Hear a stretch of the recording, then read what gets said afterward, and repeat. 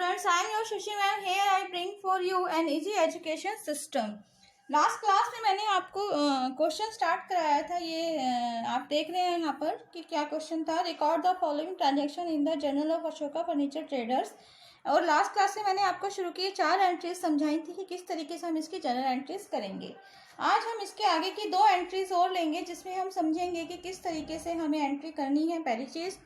दूसरी चीज़ समझेंगे कि ट्रेड डिस्काउंट और कैश डिस्काउंट। जैसे यहाँ पर आपको ट्रेड डिस्काउंट लिखा हुआ दिख रहा है, इसी तरीके से हमारे पास एक कैश डिस्काउंट भी होता है। तो दोनों के बीच में क्या डिफरेंस है वो आपको अगर समझ में आ जाएगा तो आपको आगे अकाउंटिंग करने में आसानी होगी। तो इसी तरीके से छोटे छोटे टर्म्स जो भी जितने भी टर्म्स आएंगे वो मैं आपको समझाती जाऊंगी। तो आज स्टार्ट करते हैं।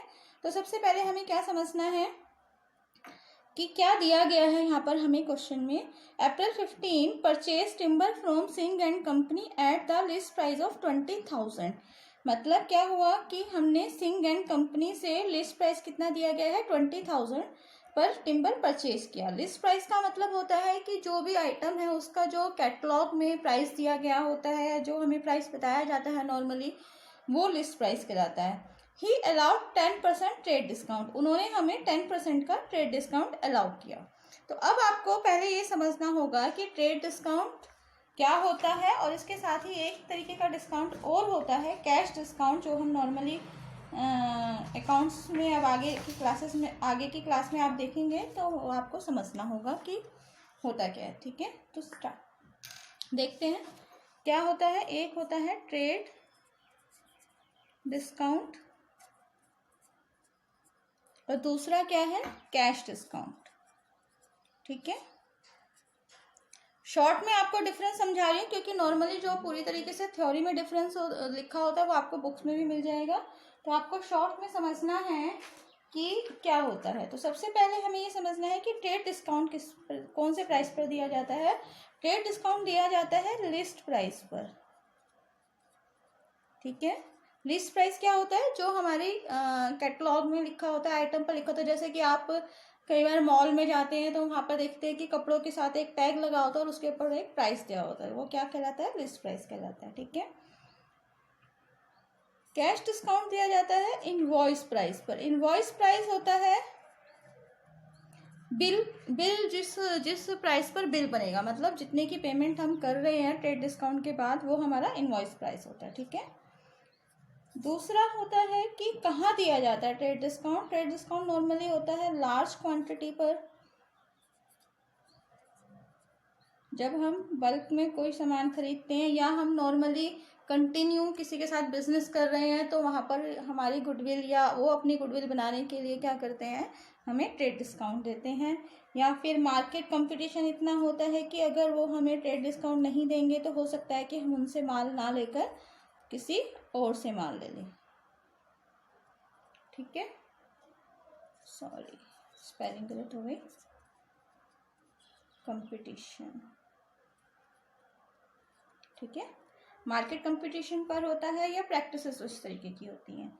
यहाँ पर जो डिस्काउंट दिया जाता है, कैश डिस्काउंट जो होता है, वो कहाँ दिया जाता है, मोटिवेशन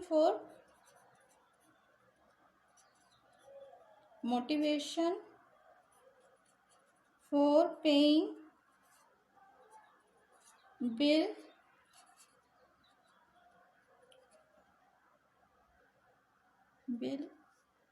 ये आपको गलत दिखाई देगा, bill with in a time. ठीक है, क्लियर है, ये आपको समझ में आ जाएगा, विद इन अ टाइम। तीसरा आपको क्या समझना है कि अकाउंट्स की बुक्स में हम इनकी एंट्रीज कैसे करेंगे। तो अभी मैं एंट्री कराऊंगी तब आपको समझा दूंगी। बाकी आपको क्या याद रखना है कि ये जो ट्रेड डिस्काउंट होता है, ट्रेड डिस्काउंट हम कभी भी बुक्स में नहीं दिखाते, मतलब अकाउंट्स की बुक्स में नहीं दिखाते, नॉट सेपरेटली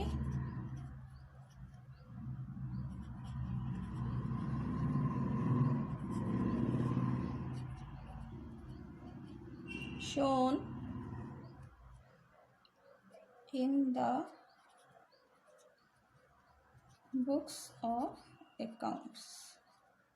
ठीक है, ट्रेड डिस्काउंट अलग से नहीं दिखाया जाता, अभी मैं एंट्री करूँगी तो आपको क्लियर कर दूँगी।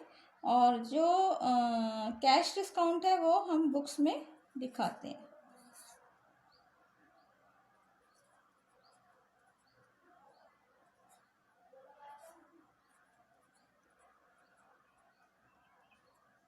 इसकी एंट्री हम अलग से करते हैं।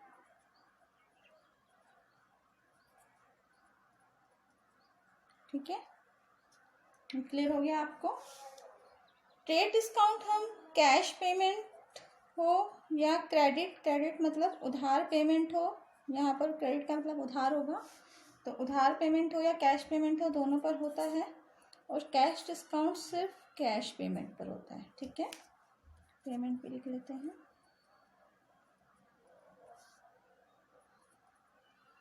ये छोटी छोटी 3-4 बातें आपको याद रखनी है इन दोनों के बारे में, बाकी जैसे जैसे हम प्रैक्टिकल क्वेश्चन करेंगे आपको समझ में आएगा। तो देखते हैं क्वेश्चन में क्या था। ट्रेड डिस्काउंट कितना था, 10% है, तो इसकी कैलकुलेशन हम समझेंगे।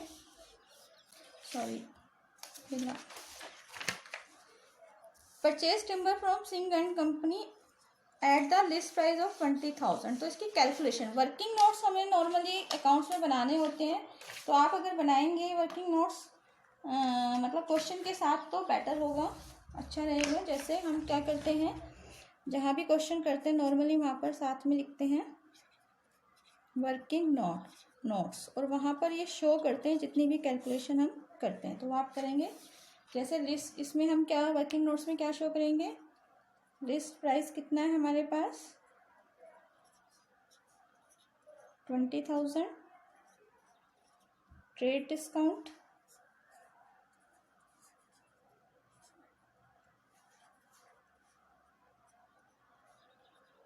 10%।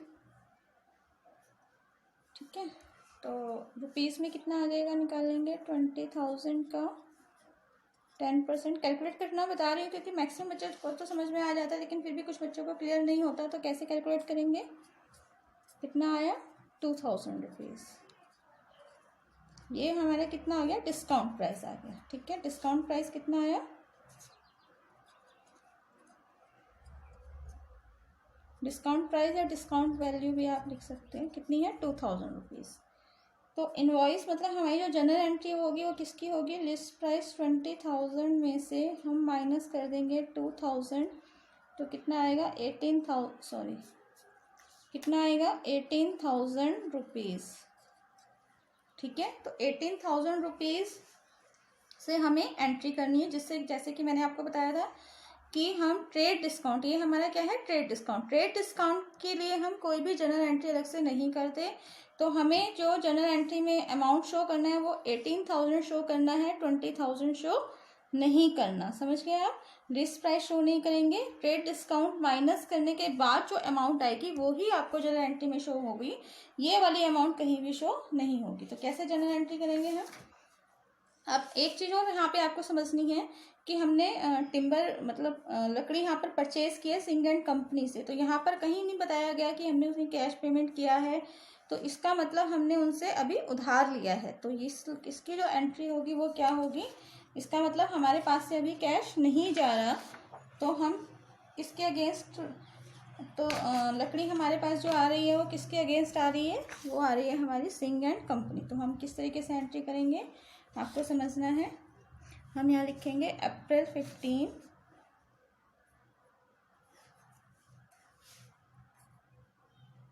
ठीक है।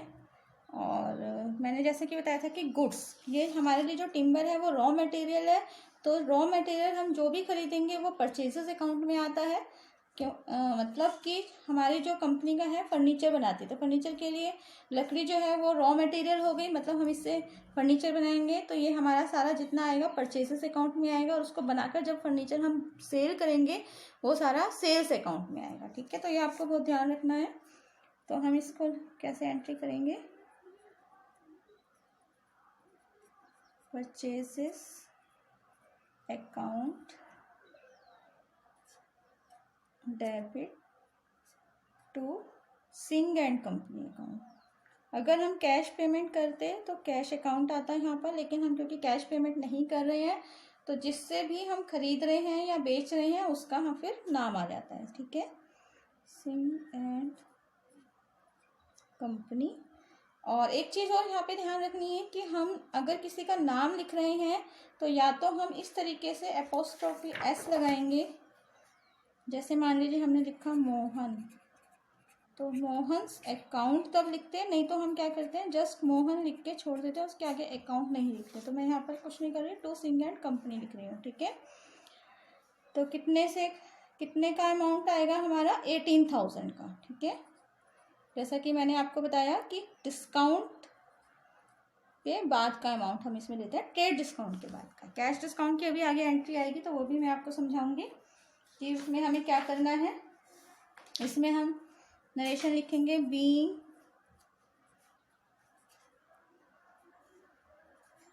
Timber purchased at the list price of rupees. यहाँ पर अगर हम इंफॉर्मेशन देते तो ज़्यादा बेटर होता है। क्यों? क्योंकि कुछ टाइम के बाद, 1-2 साल के बाद आपके माइंड से निकल जाएगा कि हमने ये क्या कैलकुलेशन की थी, ठीक है। तो ट्रेड डिस्काउंट कितना है 10%, ठीक है। इसीलिए ये हम नरेशन लिखते हैं जिससे हम इसमें कुछ इंफॉर्मेशन दे सकें, ठीक है। नेक्स्ट एंट्री हमारे पास क्या है, अप्रैल 17 को क्या है, पेड वेजेस इन कैश। हमने कैश में पेमेंट करी है, वेजेस पे किए हैं 100 रुपीज़, ठीक है। तो इसकी एंट्री क्या होगी, अप्रैल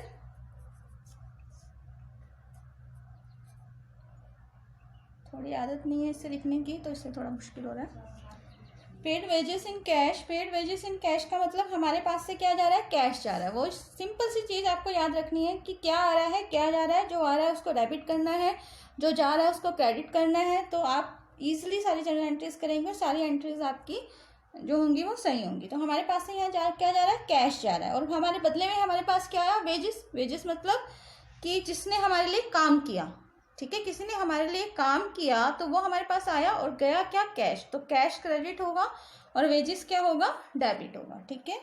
तो हम क्या लिखेंगे, wages account debit to cash account, ठीक है। कोई भी एक्सपेंसेस जैसे वेजेस हैं, सैलरीज हैं, इस तरीके के कोई भी एक्सपेंसेस, उसमें जो भी एक्सपेंसेस है उसको हम डेबिट करते हैं। और टू अगर कैश पेमेंट है तो टू कैश अकाउंट, बैंक से पेमेंट, चेक से पेमेंट हुई है तो टू बैंक अकाउंट। कितना अमाउंट है, 100 रुपीज़ लिखेंगे यहाँ पर। और इसका नरेशन आएगा बीइंग वेजेस पेड, ठीक है। उम्मीद करते हो आपको समझ में आया होगा। तो ये आपको अच्छे से जो टर्म्स मैं आपको साथ के साथ बता रही हूँ वो आप अच्छे से समझते चले जाएं, जिससे कि आपको ये क्लियर होता चला जाएगा और आपको अकाउंट्स जो है इजी लगेगा। जनरल एंट्रीज अगर आपको एक बार आ गई तो आप अकाउंट्स के बाकी लेसन जो है वो इजीली कर पाएंगे, ठीक है। तो ये बेसिक है। लास्ट में यही कहना चाहूँगी कि अगर अभी तक आपने हमारे चैनल को सब्सक्राइब नहीं किया है तो ज़रूर सब्सक्राइब करें। Thanks a lot.